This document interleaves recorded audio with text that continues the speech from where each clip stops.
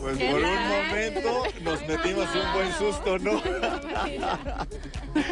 Hay La una verdad es que pulpa, sí. como decía, ¿no? No, bueno, mamá pulpa. Hay Caracas, Venezuela. Puto. ¿Qué tal amigos? El día de hoy hablaremos de María Luisa Pombal. Esta autora nació el 8 de junio de 1910 en Viña del Mar.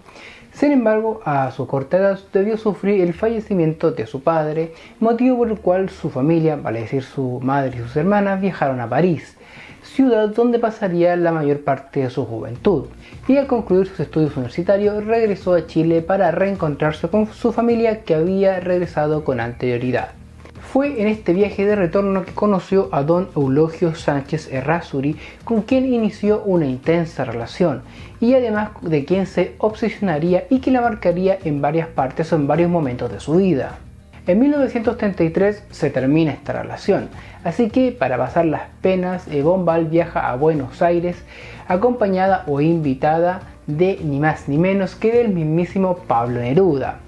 En el país trasandino, Pombal se empieza a juntar o a tener contacto o roce social, como le dicen algunos, con varios intelectuales y escritores de la época a través de la revista Sur, como por ejemplo a Jorge Luis Borges, con García Lorca y con Alonso Reyes, empapándose de toda esta cultura intelectual literaria.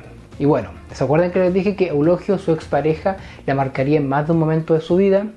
En 1941, Pombal fue encarcelada por intentar asesinarlo. ¡Eulogio!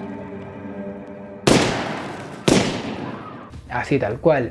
Pero no se preocupen que don Eulogio sobrevivió y pudo continuar su vida normalmente. Y luego de pasar 3 años en prisión, Pombal viaja a Estados Unidos, donde conoció al noble francés Fall de Saint-Fallet.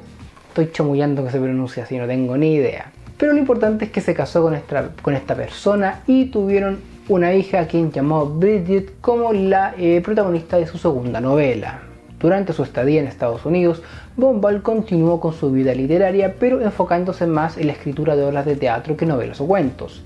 Y en 1946 publicó la historia de María Griselda, además que empezó a trabajar para la UNESCO, por lo que todo hacía pensar que Pombal por fin había sentado cabeza y tendría una vida tranquila. Pero hasta por ahí no más. Su marido falleció en 1969, por lo que el autor decide viajar a Buenos Aires, para regresar finalmente a su país de origen, Chile, en 1973. No fue un buen año para regresar. Y ya en su país natal se acentuaron un montón de problemas psicológicos no tratados que venía arrastrando durante toda su vida. Asimismo se acentuó el alcoholismo que le afectaba y finalmente fallece el 6 de mayo de 1980 en completa soledad de una sala de un hospital público sin haber recibido el Premio Nacional de Literatura. Pero antes de comentar este trágico hecho, vamos a lo que nos convoca: su vida literaria. Su primera novela es publicada en 1935 y esta fue La Última Niebla, historia que relata la infidelidad de la protagonista. Sin embargo, la historia no se centra en lo carnal ni tanto en lo amoroso, por así decirlo, sino que el engaño es más que nada una excusa para adentrarse en problemas o en temáticas mucho más profundas y trascendentales, como por ejemplo la monotonía de la vida, los roles de géneros y las asignaciones o imposiciones sociales. Temas que tal vez hoy en día son archirrecontra hablados y comentados, pero por la época no tanto. Podríamos decir que eran temas tabúes, pero creo que ni siquiera eso, o sea, lisa y llanamente no se hablaban, punto. No le alcanzaba o no le daba para considerarse temas tabúes.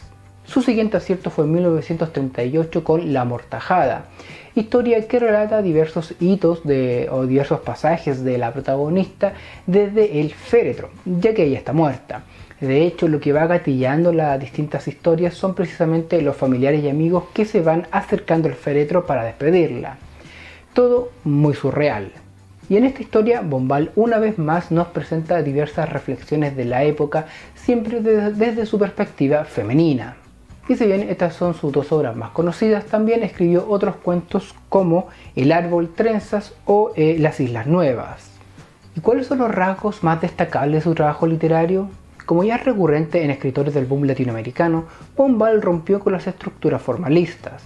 No se centra en la progresión de hechos, sino en el diálogo interno y en las reflexiones de aquellos pensamientos que no suelen compartirse con nadie. De hecho, García Márquez la consagró como adelantada de lo que se ha dado a llamar el realismo mágico. De cierta forma, Bombal usa sus historias como una especie de terapia, ya que se desahoga de sus pensamientos y reflexiones proyectándose en sus personajes y más particularmente en las protagonistas mujeres. Y esta característica no es un hecho menor, ya que esas reflexiones hoy en día constituyen un registro fidedigno de cómo era la vida en aquella época, de manera tal que sus textos se consideran como documentos históricos, social y culturales de Latinoamérica. También podemos apreciar que en sus obras se repiten otras temáticas, como la pérdida, el acoso y la búsqueda de un significado de la vida, y lo que más ha destacado con el tiempo, el conflicto entre lo femenino y lo masculino. A modo de reflexión o conclusión, debo decir que la vida como escritora de Bombal fue bastante breve. Sin embargo, también fue intensa y acertada, ya que fue bastante rupturista para la época, por lo que es leída hasta el día de hoy y estudiada y analizada. Y la verdad es que es triste que no le hayan dado el Premio Nacional de Literatura. Se me hace imposible imaginar qué hubiese pasado si es que lo hubiesen premiado y reconocido en vida. Quizás tendríamos mucho más de ella como escritora, mucho más novelas, mucho más cuentos, ensayos, etc. Lo cual habría enriquecido la historia literaria de Chile y tendríamos más textos para estudiar y para leer. Y para analizar sobre todo, como les digo, sus libros, tanto sus cuentos como sus novelas terminaron siendo un registro histórico de la época. Y claro, hoy en día puede sonar un poco extraño eso, ya que básicamente todos los aspectos de nuestras vidas hoy en día quedan en registro, ya sea a través de las noticias, de videos en YouTube, documentales y cosas por el estilo. Pero por aquella época la cosa era muy distinta, y esto lo destaco por dos motivos. El primero es un motivo literario. Tampoco puedo dejar de preguntarme quizás cuántos escritores jóvenes, o no tan jóvenes necesariamente, quedan en el olvido por falta de incentivos, por falta de reconocimientos. Y en parte estas reflexiones son las que me han impulsado a crear este proyecto, Leyendas, donde no solo vamos a comentar los clásicos de siempre o grandes bestsellers, sino que también cuentos, relatos, ensayos y novelas de ustedes, los seguidores, personas que tal vez aquí puedan encontrar un lugar donde le puedan dar cabida a su interés literario y puedan a conocer su trabajo. Y el segundo no tiene nada que ver con el aspecto literario. Quizás cuántas mentes geniales o brillantes se pierden, ya no por falta de reconocimiento, sino por falta de un diagnóstico psiquiátrico adecuado.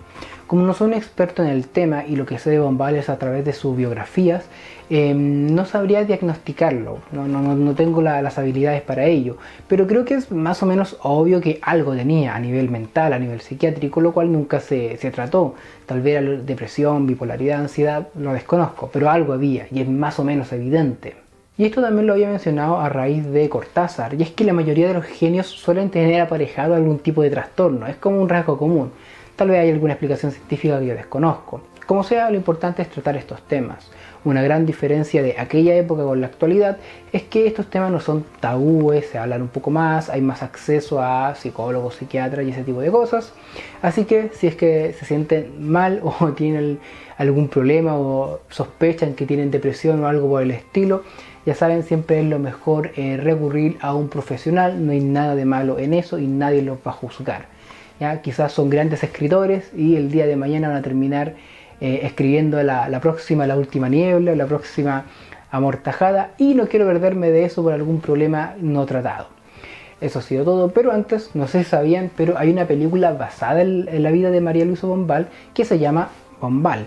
Es una película chilena claramente, la vi hace poco a raíz, digamos, de estar estudiando para este video y la encontré pésima. La encontré malísima. Bueno, por varios motivos que no me voy a explayar, pero si les interesa que hable de la película como obra cinematográfica, me lo hacen saber en los comentarios. Ahora sí que sí, eso ha sido todo por esta semana. Recuerden que si quieren apoyar este proyecto pueden darle like al video, suscribirse al canal, activar la campanita, seguirme en Instagram, seguirme en TikTok. Y si ya le tienen demasiado fe a Leyendas, pueden hacer un aporte único por Flow o pueden suscribirse a mi Patreon, donde voy a estar subiendo material exclusivo para los mecenas cuando los haya. Sin nada más que agregar, nos vemos.